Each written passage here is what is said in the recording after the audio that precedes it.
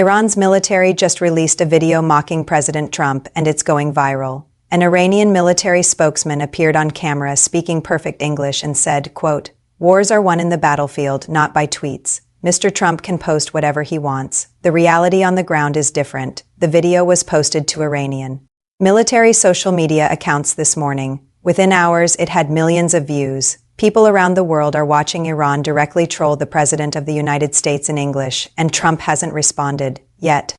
This is Strategic Signal Report. I'm Sarah Mitchell. Next 10 minutes, what Iran said, why they're mocking Trump in English, what this means for the war, and whether Trump's Twitter strategy is actually backfiring. Let's go. Let me show you exactly what Iran said in this video because every word was carefully chosen. The video features Brigadier General Abolfazl Shakarki, a spokesman for Iran's armed forces. He's in full military uniform sitting at a desk with the Iranian flag behind him, and he speaks directly to the camera in fluent English.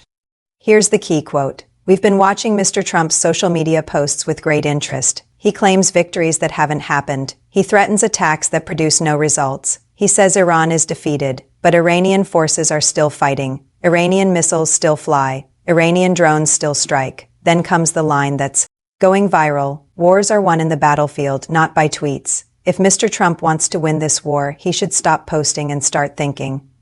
The video is 2 minutes and 30 seconds long. It's professionally produced with graphics and subtitles. This wasn't a spontaneous statement. This was planned. Iran renamed the U.S. operation. Trump calls it Operation Epic Fury. Iran is now calling it Operation Epic Fear. They're saying Trump named it Epic Fury, but what it's actually creating is epic fear among American allies who won't support him, and they delivered all of this in English so Americans could understand every word. Why would Iran's military release a propaganda video in English instead of Farsi? Because the target audience isn't Iranians, it's Americans. Iran is trying to undermine Trump's credibility with the American public. They're saying, "Your president talks stuff on Twitter but can't actually win this war," and they want Americans to hear that message directly. Speaking in English also sends a message to us allies. Iran is essentially saying, "We're sophisticated enough to speak your language and debate you in your own terms. We're not the primitive enemy Trump portrays, and it's working." The video has been picked up by international media. CNN, BBC, Al Jazeera, everyone is covering it. Iran's message is reaching a global audience. Trump has spent 3 weeks tweeting about how Iran is defeated, how the war is almost over, how America is winning. Iran just responded by saying, "Stop tweeting and look at reality." Let me break down the rest of Iran's statement because they hit several specific points. Point 1. Trump's Twitter claims versus reality. Iran lists several Trump tweets claiming victories and then shows evidence contradicting them. Trump tweeted Iran's navy is destroyed. Iran shows footage of Iranian patrol boats still operating. Trump tweeted Iran's leadership is gone. Iran shows footage of military commanders giving orders. Point 2. Allies abandoning Trump. Iran specifically mentions that South Korea, Japan, and European nations refuse to send warships. When Trump asked, they quote Trump's own post saying America cannot do this alone and mock him for admitting weakness. Point 3. Iran's retaliatory capabilities. The spokesman says Iran has launched over 3,000 missiles and drones at us and Israeli targets. He says Iranian forces are operating freely despite American airstrikes. He says the Strait of Hormuz remains under Iranian control. Point 4. Economic pain. Iran mentions American gas prices are over $4 per gallon. They say Trump's war is hurting American families more than Iranian ones. Every point is designed to counter Trump's narrative, and they're doing it in his language on social media, where Trump has dominated for years. To understand why Iran's video is so effective, you need to understand Trump's Twitter strategy during this war. Trump has tweeted constantly since the war began. He posts about victories before they happen. He announces Iran's defeat multiple times per day. He threatens massive attacks. He celebrates non-existent surrenders. And, for a while, it worked domestically. His supporters believed the war was going well because Trump kept saying it was. His tweets shaped the narrative. But Iran just broke that narrative. They created a counter-narrative in English with evidence, and social media is amplifying it. Trump's problem is that his tweets aren't matching reality on the ground. He says Iran is defeated, but Iran keeps launching missiles. He says the war is almost over, but it's been 3 weeks with no end in sight. He says allies support him, but they publicly refuse to help. So when Iran makes a video saying wars aren't won by tweets, it resonates because people can see Trump's tweets and compare them to actual events. The international reaction to Iran's video has been mixed but mostly embarrassing for Trump. European media is treating it as evidence that Trump's communication strategy is failing. Headlines like Iran outmaneuvers Trump on social media and Tehran trolls Washington are appearing in major newspapers. In the United States, Democrats are sharing the video as proof that Trump is losing the information war. Republican allies of Trump are staying quiet because they can't really defend being mocked by an enemy military.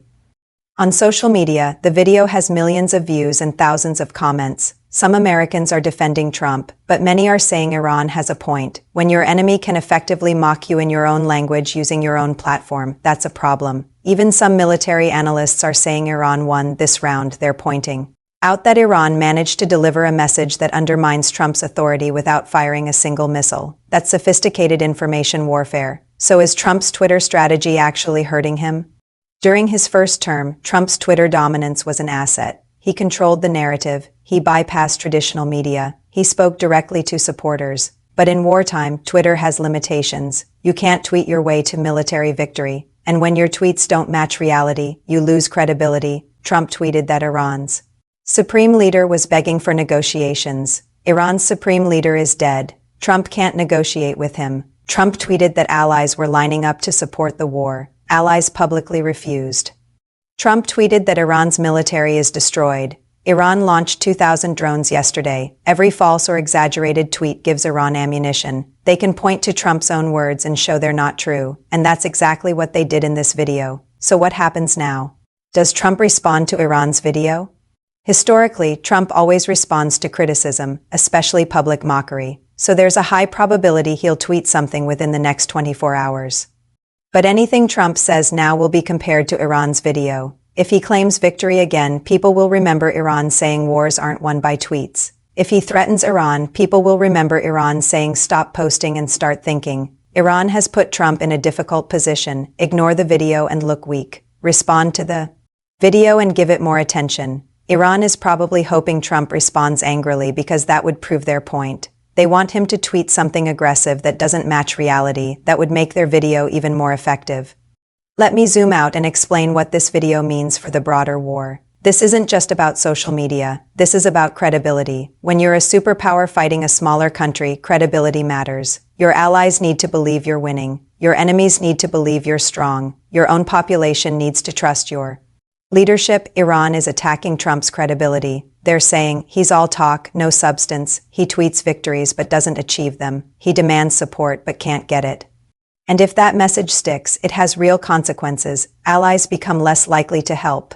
Enemies become more willing to resist. Domestic support weakens. Trump has relied on perception management his entire political career. He's always controlled how people perceive him. But in this war, Iran is challenging that control. They're offering an alternative perception. Trump is weak, isolated, and ineffective. If enough people believe that, Trump's position becomes untenable. Iran's military released a video mocking Trump in English. They said wars are won in the battlefield, not by tweets.